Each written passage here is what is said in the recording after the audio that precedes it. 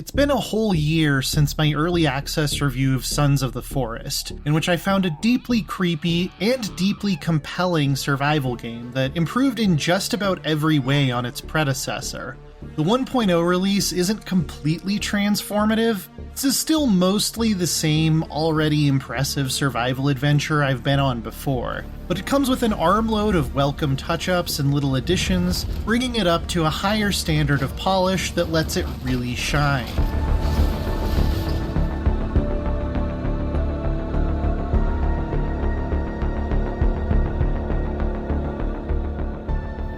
Set several years after The Forest, Sons of the Forest challenges you to survive and uncover new mysteries on a lush, temperate island that reminded me of hiking in the American Pacific Northwest. It's about 4 times the size of the original's map and is downright gorgeous. The amount and variety of vegetation, some of which can be used as a food source or to make medicines, adds a richness to the landscape that we rarely see in this type of game. The lighting is also incredible. Clouds that partially block out the sun on a warm day completely change the mood of my exploration. It's one of those small little details most games ignore, but when one of them gets it right, I really notice. It's also now possible to see it all from the air with a hang glider, which is simply a wonderful experience. The thing that stood out immediately compared to when I played in early access is how much more optimized this island has become on the technical side. The animations that hide the loading times between the exterior world and caves, which could previously hitch for multiple seconds, now feel mostly seamless. The pop-in with ground clutter is significantly less distracting. My frame rates across the board are much better. In fact, I reviewed the early access version on a 1080p monitor. I'm now playing at 4K on my same trusty RTX 3080, and the only setting I needed to change was bumping DLSS down from quality to balanced. This has allowed me to maintain a very comfortable 30+ FPS in the outdoor world most of the time, and averages even higher in caves.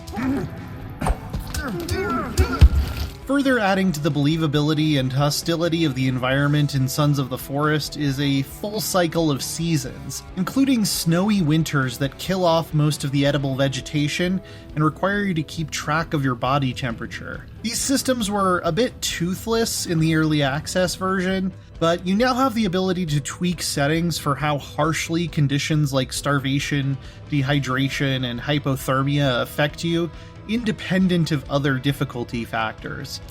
As someone who enjoys more hardcore and realistic survival mechanics, this was a great touch. I highly enjoyed both the visual variety and shift in difficulty seasons provided. The heart-pounding cave delves are similarly excellent. I really came to enjoy the stronger focus on combat compared to the first Forest, as it's used very effectively to build tension rather than just check a box or provide some cheap thrills.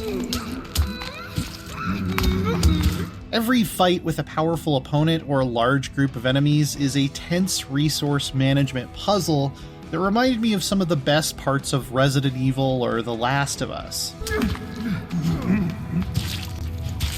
Ranged weapons keep you out of danger, but ammo can be very difficult to come by. In melee, it's almost impossible to win without taking some amount of damage, which depletes your breakable armor pieces and healing items. And without batteries for your flashlight, you're as good as dead. I'd rather run out of bullets and food 9 times out of 10 than lose my best light source deep into a cavern run. There's also quite a bit more weight and context to the story than in early access, beginning with trying to find a billionaire and his family who went missing in the wilderness. It expands on the supernatural elements established in the first game, not always in ways that I enjoyed, but it certainly never got boring. More characters have voice acting now. There are some additional documents to be found explaining what's going on with the island, some new boss fights, and a massive new story cave with a fascinating reveal. This cave is also, unfortunately, where I ran into a progress blocking bug that required me to use console commands to progress, however. That was the only major technical issue I came across, but it was definitely a frustrating one. Aside from that, the presentation of the story has come a long way. One of my primary criticisms from the early access version of Sons of the Forest was that the ending felt rushed and unfinished, which it was, to be fair, and that's been mostly addressed too. There's gotta be a way to open this. A key.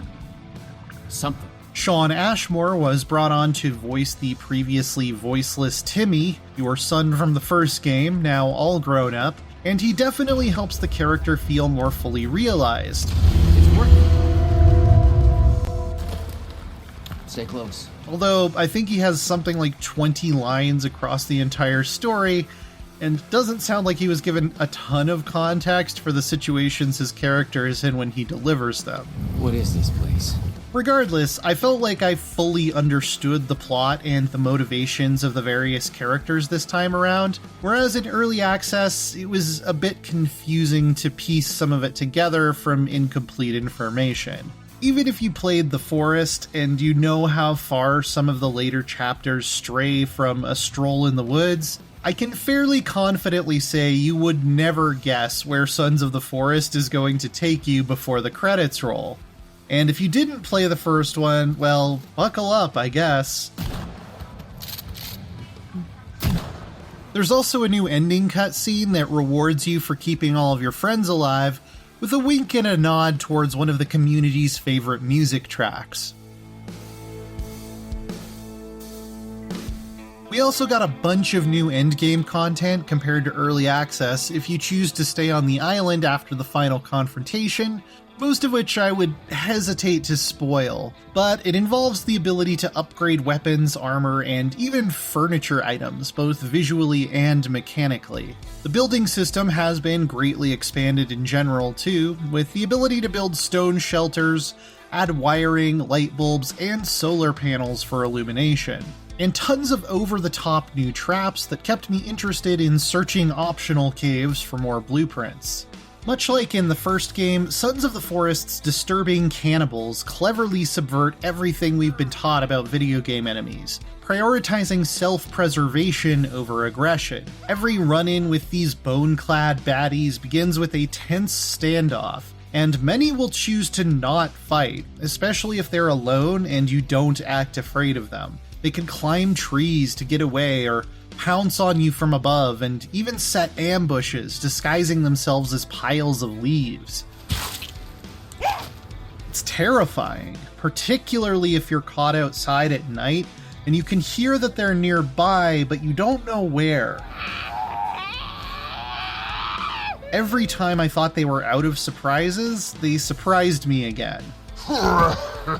They've even gotten tougher since early access as well. They're more dangerous on default difficulty settings, with more intelligent combat tactics and better teamwork. They also started appearing in larger groups much earlier in my playthrough than I had come to expect. It feels like defensive walls and traps are actually a necessity now if you want to have a successful long-term base, whereas in early access, I felt like they were mostly optional for most of the game.